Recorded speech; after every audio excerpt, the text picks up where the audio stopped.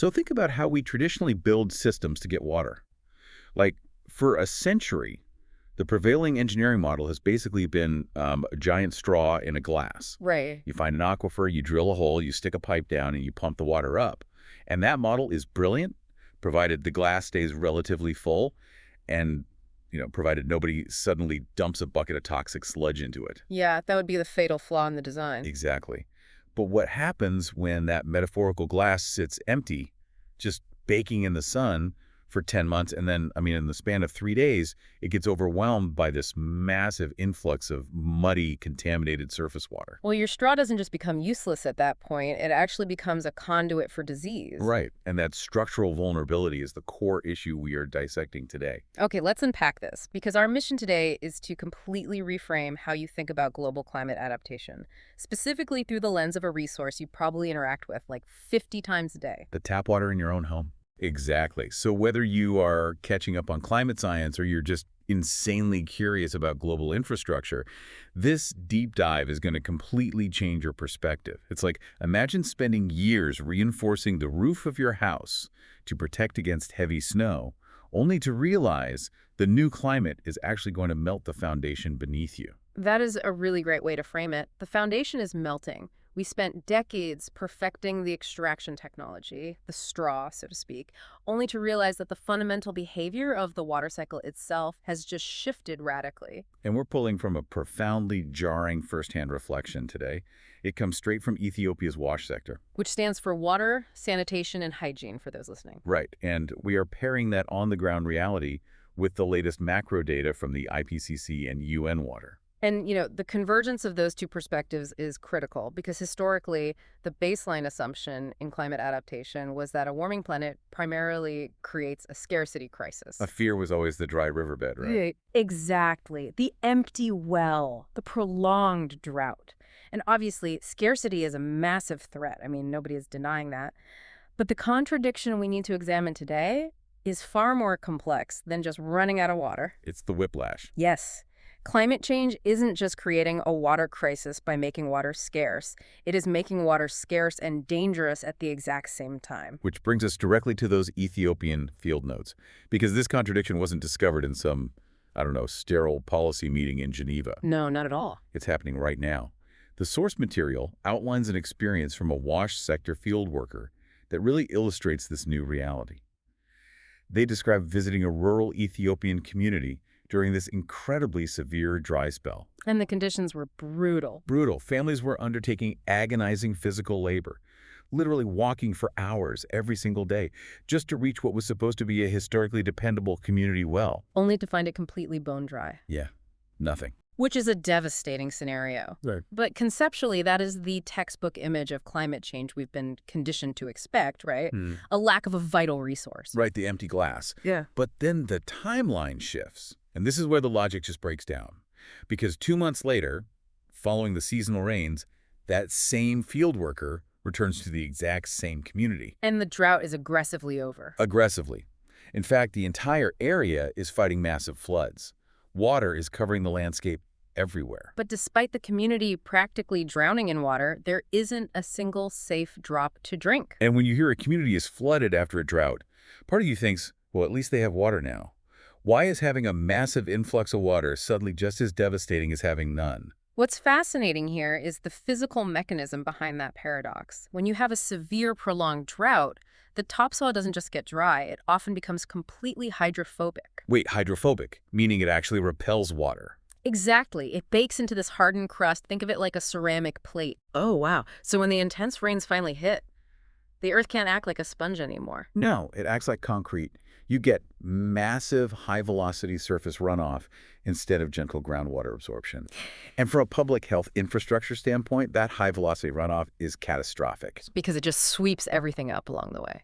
Everything. Yeah. It overwhelms the local sanitation systems. It hits... Because water is the foundational load-bearing pillar of any community. Remove it or poison it, and the entire structure falls. So let's trace that collapse because it happens so fast. The well is tainted with floodwater, which means pathogens are introduced. Dysentery, cholera, severe diarrheal diseases. And the most vulnerable demographic, the children, they get sick almost immediately. Right. which means education simply halts. The kids are out of school, which anchors the parents at home to care for them. Then you have to consider the shift in the burden of labor, because in many of these communities, women manage the water gathering. Yeah. With the local, dependable, well, now pumping toxic floodwater, they are forced to bypass it entirely. They have to walk miles further, often navigating really dangerous flood zones, just to find an elevated spring or an uncontaminated source. So you are draining thousands of hours of human capital away from the local economy just for basic survival. Precisely. And the local economy is usually agrarian. So the farmers, who just survived a crushing drought, suddenly find their fields waterlogged with contaminated sludge. The harvests fail. Income vanishes. So the kids are sick, the crops are dead, the labor force is exhausted, which inevitably pushes the entire burden onto the absolute last line of defense. The healthcare system. Yeah. And imagine if your local hospital suddenly couldn't offer basic care because the taps were pumping contaminated floodwater. Or your kids couldn't go to school because of a sudden waterborne illness. It becomes incredibly grim very quickly. You have local clinics facing a massive surge of waterborne disease. But how does a rural health facility treat an outbreak of cholera when its own taps are pulling from the same contaminated aquifer? They can't. Think about the logistics of that for a second. Your local emergency room is trying to run a triage center, but the doctors can't even scrub their hands because the municipal water supply is toxic. It paralyzes the response entirely. So what does this all mean? Well, it means we have to stop viewing these events as temporary streaks of bizarre weather. These aren't isolated inconveniences. The text explicitly defines this as entire communities becoming trapped in a relentless cycle of climate shocks. A cycle? Yes. They are violently swinging between having absolutely no water and having destructive contaminated water. There is no baseline of normalcy to recover in. Man, that is bleak. And while that lived reality in Ethiopia is devastating on its own, it is not an isolated anomaly.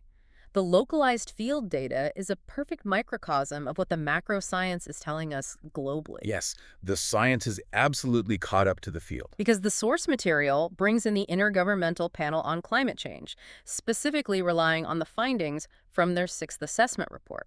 And the evolution from the IPCC's 5th assessment to this 6th assessment is really telling regarding the water cycle. They conclude, using their high confidence metric, which is significant, that climate change is actively intensifying both droughts and extreme rainfall events globally. We're seeing a fundamental amplification of the extremes. Exactly. But here's where it gets really interesting. You have this massive, globally vetted scientific consensus in the IPCC report, right? And it mirrors the exact physical reality of that single field worker standing next to a flooded, toxic well in Ethiopia. It's a perfect match. And then the source text pairs that IPCC data with this very stark warning from UN Water, which states explicitly that climate change is primarily experienced through water. If we connect this to the bigger picture, we need to linger on the implications of that UN water warning, because we have this habit of categorizing climate disasters by their visual symptoms. Right, like we put them in different buckets. Exactly. We see a melting glacier or an erratic monsoon season, sea level rise, or declining groundwater quality, and we treat them as separate phenomena happening in separate geographical zones. But they're all just different expressions of the exact same medium. The Earth is literally expressing its changing temperature through the medium of water. The medium is the message, to borrow a phrase. Whether it's the thermal expansion of the oceans or the atmospheric retention of water vapor causing these supercharged rainstorms, the physics dictate that a warmer atmosphere holds and aggressively redistributes more moisture. Which logically means that if the fundamental behavior of the Earth's water has permanently changed, our historical solutions for managing it are essentially obsolete. They are completely broken. We are fighting a modern war with cavalry. And the source text points out this massive, difficult realization that the WASHA sector had to confront. For decades, they believed the biggest challenge was simply building more water points. Right, the prevailing strategy was just a numbers game. Increase access, dig more boreholes, install more hand pumps, expand the grid. The metric for success was just proximity and quantity. How many new water points did we build this year, right? Exactly. But building more is a terrible strategy if the things you are building physically cannot survive the new climate paradigm. Yeah. It's like trying to fix a shattered smartphone by just buying the exact same model, knowing full well you're going to drop it on the exact same concrete floor tomorrow. That's exactly what it is, a sunk cost. Why are we still just trying to build more of the old systems instead of building something tougher? Why try to drill 10 new standard boreholes when we know the next intensified rainy season is just going to flood and contaminate all 10 of them? The field experts have validated that exact critique. We are shifting from an era of access to an era of resilience. Because resilience isn't built when the drought or flood arrives. It has to be built long before. Right. The text argues we must fundamentally pivot to designing infrastructure engineered specifically for a climate that no longer behaves as it used to. You cannot retrofit resilience into a system while the floodwaters are already rising around your ankles. It has to be the foundational design principle. Yeah. So let's talk about the mechanics of that. Because building resilience is a great buzzword. It sounds fantastic in a policy brief. Oh, absolutely. But what does a tougher adaptation actually look like in practice in the dirt? The source text outlines a few specific interventions, and it starts with comprehensive watershed restoration. Yes. Watershed restoration moves the focus away from just the extraction point, the pipe, and looks at the entire surrounding ecology. Right, it's ditching the straw model for a sponge model. That's an excellent way to conceptualize it. Instead of just drilling a hole in the ground, you actively rehabilitate the surrounding wetlands, the forests, and the natural floodplains. So when those intense rains hit that hydrophobic soil we talked about earlier. A restored watershed acts as a massive natural buffer. It physically slows the velocity of the floodwaters.